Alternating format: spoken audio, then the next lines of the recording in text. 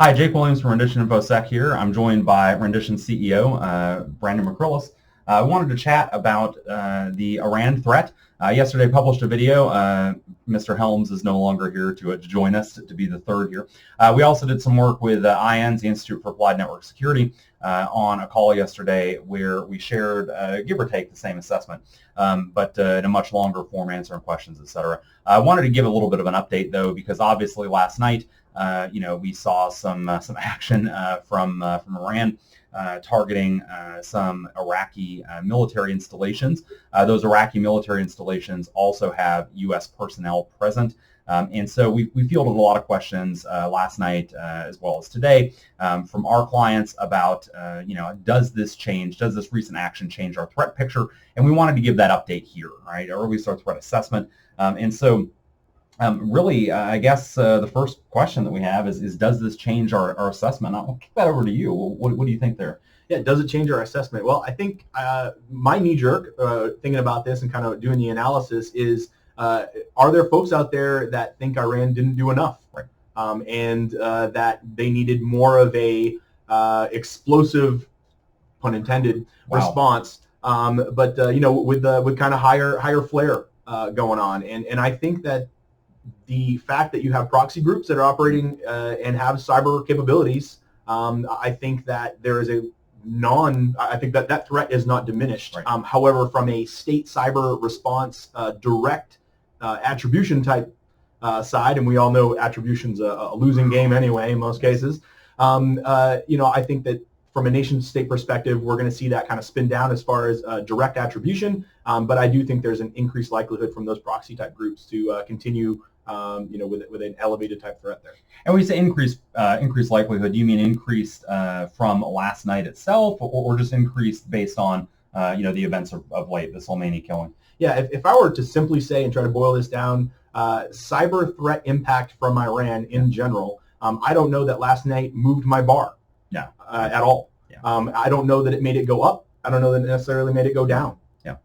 No, I think I'm in the same spot here. We started out by saying, does this change our assessment, without really, for the benefit of those who didn't tune in yesterday, what is that assessment, or what was that assessment? And, we assessed that Iranian government groups as well as proxy groups may attempt to use destructive cyber attacks. And we focus primarily on destructive cyber attacks because we know that Iran uses those, right? They've done it in the past. There's another, and we'll talk about this as we kind of close out the session here, there's another very recent example that just broke late yesterday, of that, but certainly Saudi Aramco being the prime example of this. And so, when we talked about the possibility for destructive cyber attacks, what we said yesterday, prior to any of the, any of the ballistic missile launches, said that it wasn't in Iran's interest to start a kinetic war with the U.S. We said that we assessed that any critical infrastructure targeting or disruption to critical infrastructure or life safety systems could actually promote that. Right? That obviously is not what Iran wants, and so we assessed then with a pretty high confidence, moderate to high confidence that Iran would not target any critical infrastructure, but might target things that would not provoke a kinetic response, right? So we said financial services and manufacturing are two examples of high impact, destructive cyber attacks that themselves would not trigger that level of kinetic response. Whereas turning off the power, disrupting grid or utility operations, some serious life safety stuff, taking out 911 centers, et cetera, hospitals, that kind of stuff we could see, provoking that kinetic response. And as a result, said, basically, be prepared, but not FUD. Don't, oh my gosh, the sky is falling kind of thing, right? So I would say that last night doesn't really move my needle particularly, right? We saw the tweet from the foreign minister that said they had started and concluded the attack, right? While I'll admit that I didn't see that coming. Did you? The attack itself, the actual launching of ballistic missiles into Iraq? Yeah, well, I think it was at the beginning of this. Yeah. Remember we said, hey, 3 days of mourning, what happens on day 3? Yeah, absolutely. Yes. As we saw, right, before Soleimani was even in the ground, right, this attack had happened and concluded. I think that, it was something that, from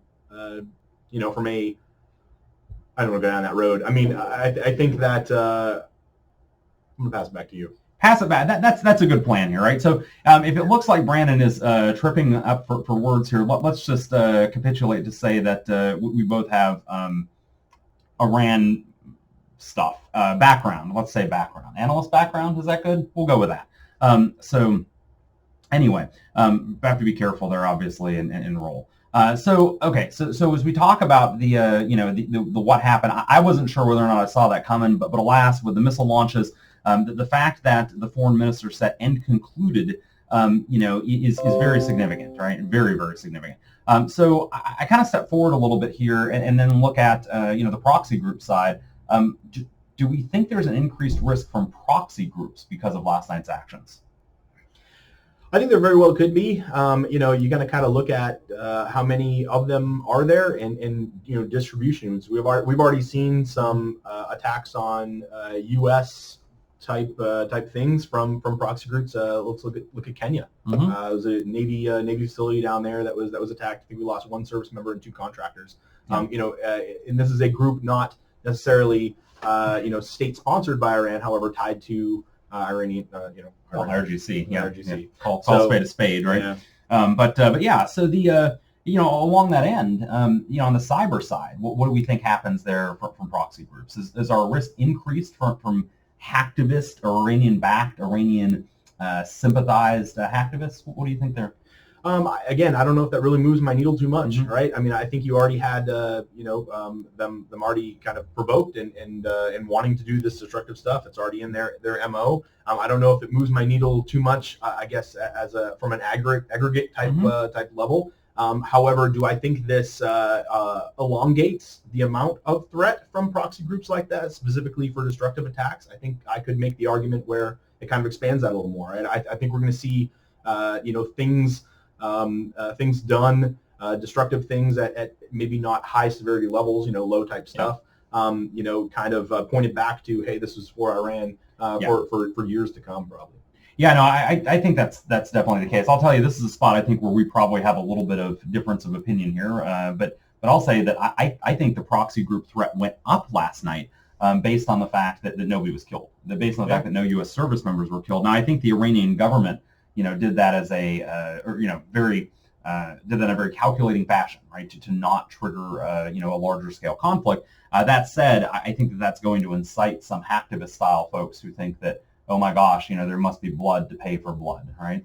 And so I don't know. I think it probably raises the threat there. That said, these proxy groups are typically less capable than less advanced than their APT/government counterparts, right? Yeah. So yeah. So what about great? We've already said we don't think this significantly changes the threat picture. But so I know a lot of folks have kind of asked us like, hey, can we stand down now? We're good, right? We can stop preparing for a cyber attack. What do you think? I think if you were already on high alert and worried about the resiliency of your information security program because of the events in Iran, I don't think that. I think that underscores the fact that you probably have some maturity milestones that you need to still meet. So I think if you were doomsday prepping yesterday, I think that you don't stop prepping. We never stop prepping for a cyber attack, right? It's an iterative process there. And I think you kind of look at, hey, how much was our hair on fire yesterday? How confident did we feel that we were resilient and we could defend against this and continue to make those changes? So do I stop prepping? No. Yeah, I think I agree with you 100% here. Oh my gosh, right? You made several good points, and in one, I always like to bring back to the question: how often do we get from a client, and again, not our InfoSec CISO style, right? But we'll often hear like from a board, I'll say, oh, well, when will we be done with the cybersecurity program? And of course, that's such a soul-crushing question to get asked because we all know the answer is never, right? We're never going to be done with the cybersecurity program. There's good old H.D. Moore's law, right? That you must continue to mature your security program at least the same pace as Metasploit, to stay current, and that's a huge, huge issue. So I agree 100% with Brandon here, right? If you were worried yesterday, you don't stop today. One, because we don't assess that the threat picture has changed dramatically. Well, let's start there. Even if you disagree with us, right?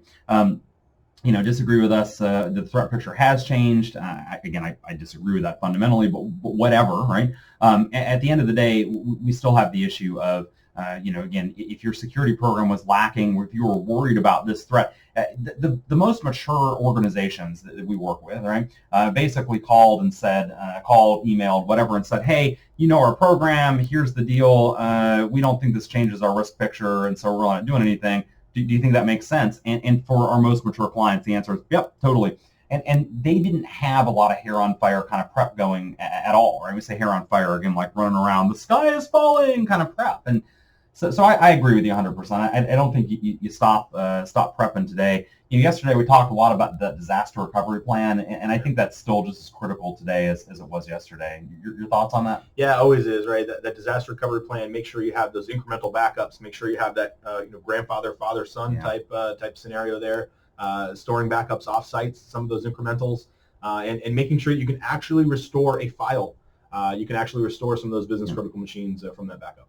Yeah, and red teaming around those backups is just critical as well, right? We know that advanced attackers are hunting your backups, and in fact, the Iranian government-backed hackers have done that in the past. We've certainly seen that. We've seen ransomware attackers do this in the past.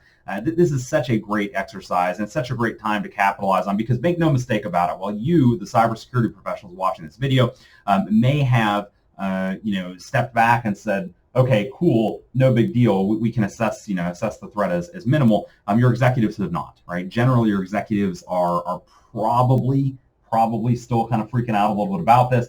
You can use this as a good way to get some funding for, or at least get attention to that DR plan, which is going to be critical for ransomware events, acts of nature, weird IT service disruptions, and of course destructive cyber attacks, right? So it's like a 4-for-1 win. I mean, I don't know how you lose there, right? And also, we've seen Iran conduct those, the destructive cyber attacks in the past. Late yesterday, it broke from the Saudi National Cybersecurity Authority that they were investigating yet another destructive cyber attack in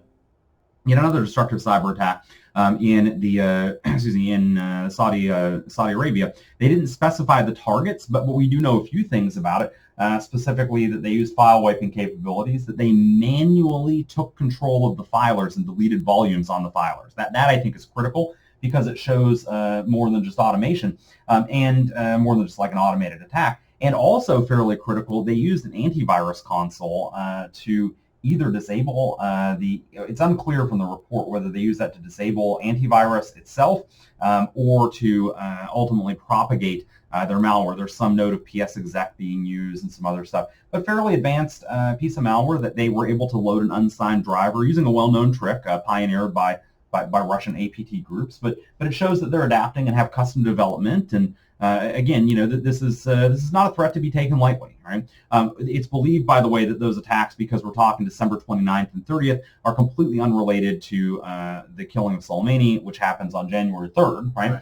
But it is in apparent response to other airstrikes targeting IRGC-backed rebels, all right? So, look, bottom line, I think we're all on the same page here as the, stay squirrely, right? And look, while tensions seem to have been diffused here, at least, taking us to the brink of war and coming back, I don't think anybody would argue that we're reset to where we were January 2nd. I think that's... No, not at all. Not at all. I can make an argument for that. No. Yeah. So, I would say stay squirrely and rock on, but any closing thoughts or other thoughts you want to bring up?